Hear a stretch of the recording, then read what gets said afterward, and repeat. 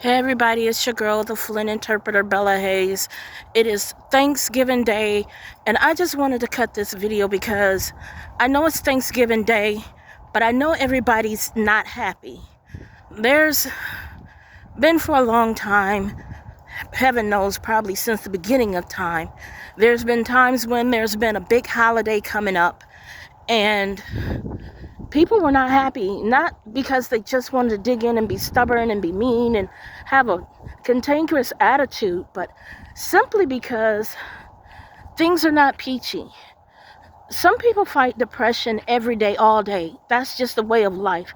So every day they wake up, it feels like their dog died, or it feels like they just got fired. That's just every day for them. That's how they wake up every day. And sometimes they may run late here or there, but that's just because things are not peachy for them. And that's one thing. But then it's another thing to actually be going through something like that during the holidays. Maybe your dog died. Maybe a loved one died. And you're just trying to make it through that moment. And everybody's expecting you to be chipper and happy and think that everything is okay and act like everything is okay, when the truth of the fact is everything is not okay. And if that's the case and you're not chipper and happy and perky and bouncy, it's okay. You have the right to be sad if you're sad. If you're mad because somebody died and left you behind, you have the right to be angry.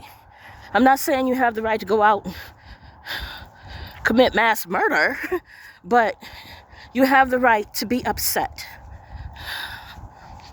Sometimes the holidays, they come just right. You're on your heels of something like that. And you're just starting to get into the swing of everyday life. And then there's this holiday and everybody's running around and being happy. But you're just having a hard time dealing with every day, and now it's a holiday. If you need to take a time out, it's perfectly okay. There are several things you can do to try and make it through the day. One of the main things I do is I listen to scripture. I suggest that to anybody. Scripture, prayer, talking to God. There's an old song talking about, some of the words go, I had a little talk with Jesus. Let us have a little talk with Jesus. Tell him all about our troubles. Hear our faintest cry. Hear answer by and by. Feel a little prayer wheel turning. Know a little fire's burning. Have a little talk with Jesus makes it right. All right. And I find that to be true. Sometimes I get to my point, you deal with everyday life, and you try and keep your testimony. You try and be, the nice neighborly person. But sometimes things pile up and it's not easy. Well, if you get to that point, just haul off and pray. That's been my practice over the years. I remember being in college, and I went from a world where almost everybody looked like me. I blended in. Everything was perfect. Everything was fine. And then I went to college. I was the only person in the classroom that looked like me. The teacher, she was okay, but there were classes I was taking linked to my profession, and that lady had a problem.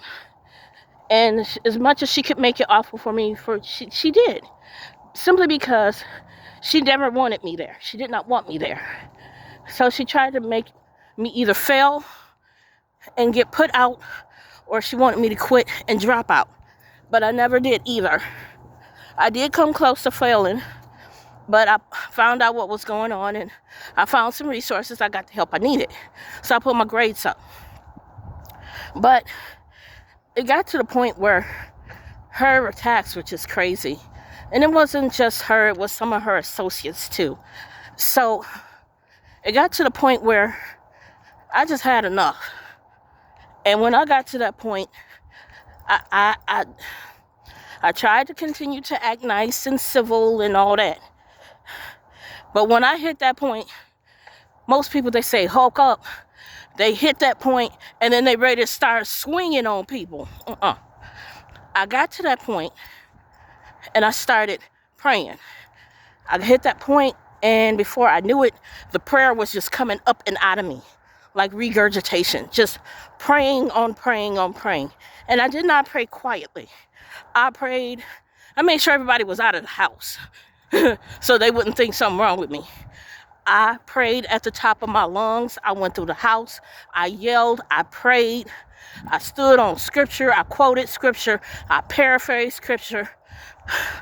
I gave God his word and reminded him of his promises to me. And then I let him know this situation does not line up with how things should be going right now. This does not line up with your word.